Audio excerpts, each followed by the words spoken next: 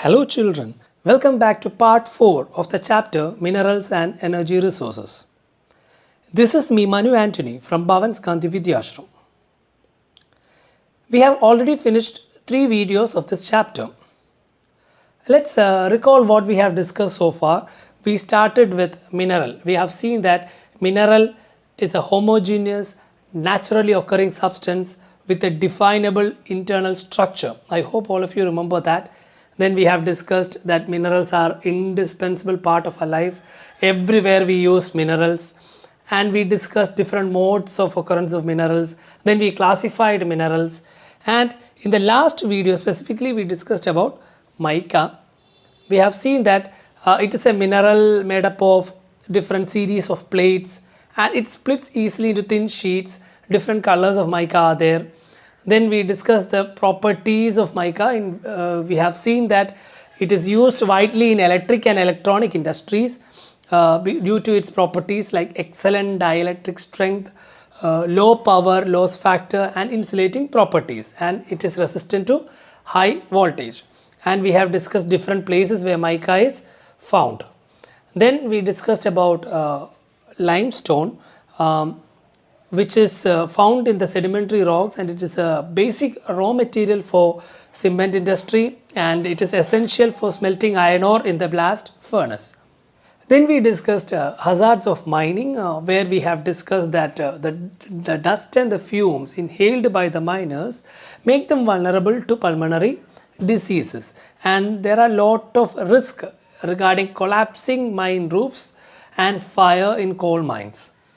And we have also seen that water sources are contaminated due to mining, and the dumping of waste and slurry leads to the degradation of land, soil around the mining area.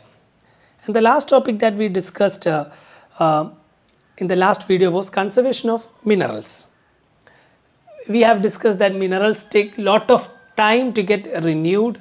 It is a very slow rate of geological process of mineral formation compared to the rates of replenishment. So the minerals that we have to be conserved for the future generations that come up. So we need to plan and use the minerals in a sustainable manner, and improved technology should be used to use low grade ores, and there should be recycling of minerals. These are the things that we discussed in the last video. I hope all of you have written down the answers in your notebook also. Today we will start with energy resources. All those resources which can be made to produce energy can be summed up as energy resources. Energy is required for all activities. It is needed to cook, to provide light and heat, to propel vehicles, and to drive machinery in industries. Energy can be generated from fuel minerals like coal, petroleum, natural gas, uranium, and from electricity. Further, energy resources can be classified as conventional and non-conventional resources. Conventional sources. These sources of energy are not abundant, present in limited quantity. They have been in use for a long time. They are not replenished continuously. They pollute the environment by emitting harmful gases and also contribute to global warming. They are commonly used for industrial and commercial purposes. These are the examples of conventional sources of energy: firewood, cattle dung, coal, petroleum, natural gas, electricity, both hydel and thermal. Non-conventional sources of energy. They cannot be exhausted completely. They are environment friendly. They do not pollute the environment. They are commonly used for household purposes. Using these sources is less expensive. These sources of energy are abundant in nature. Example, solar energy, wind energy. They are yet in development phase. Over the past few years, they are replenished continuously by natural process. And these are the examples of non-conventional sources: solar, wind, tidal, geothermal, biogas, and atomic energy. Now, conventional sources of energy. First, we will take up coal. In India, coal is the most abundantly available fossil fuel. It provides a substantial part of the nation's energy needs. It is used for power generation, to supply energy to industry, as well as for domestic needs. India is highly dependent on coal for meeting its commercial energy requirements. Coal is found in a variety of forms depending on the degree of compression and the depth and time of burial. It is based on carbon, ash, and moisture content.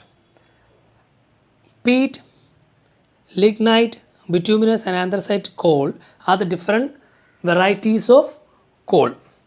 We will discuss each one in detail. Peat.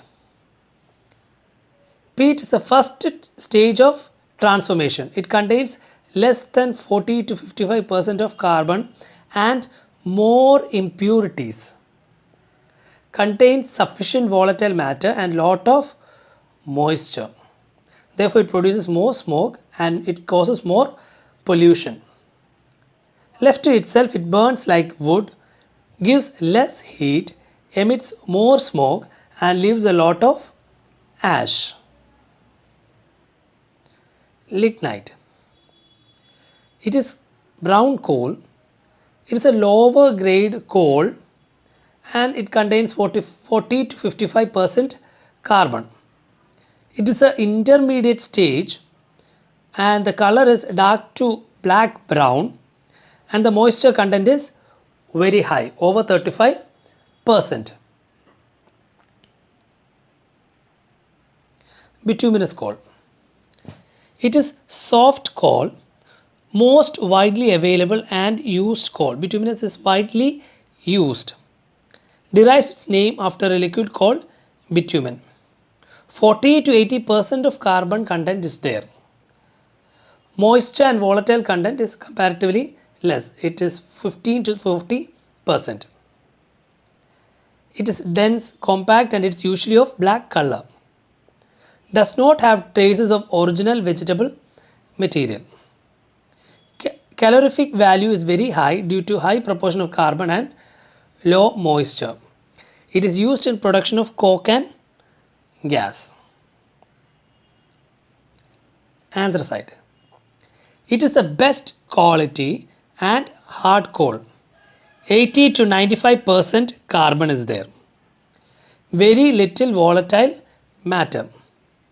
Negligibly small proportion of moisture. Semi-metallic luster is there. Ignites slowly, therefore very less of heat and is highly efficient. In India, it is found only in Jammu and Kashmir and that too in small quantity. So we have discussed 4 varieties of coal: peat, lignite, bituminous and anthracite. So try to learn the properties of each type of coal. Now we'll see the coal reserves in India. Coal is found in India in 2 geological rock series, which is Gondwana and Tertiary. Gondwana rock series is about 200 million years old, while the Tertiary deposits are approximately 55 million years old. The major ores of Gondwana coal are found in the Damodar Valley, that is Jharia, Raniganj and Bokaro are important coal fields for Gondwana coal. The Godavari, Mahanadi, Sona and Varda valleys also contain coal deposits of Gondwana rock series. Tertiary coal deposits occur mainly in the northeastern states of Meghalaya, Assam, Arunachal Pradesh and Nagaland. So learn the various places where coal reserves are found. Now we will answer some questions. Please write down the answers in your notebook. First question.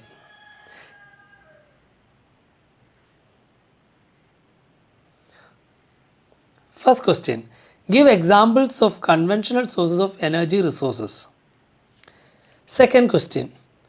Give examples of non-conventional sources of energy resources. Third question.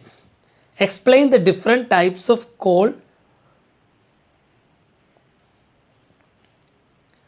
That's it for today. Thank you, students, and see you soon with the next video. Bye.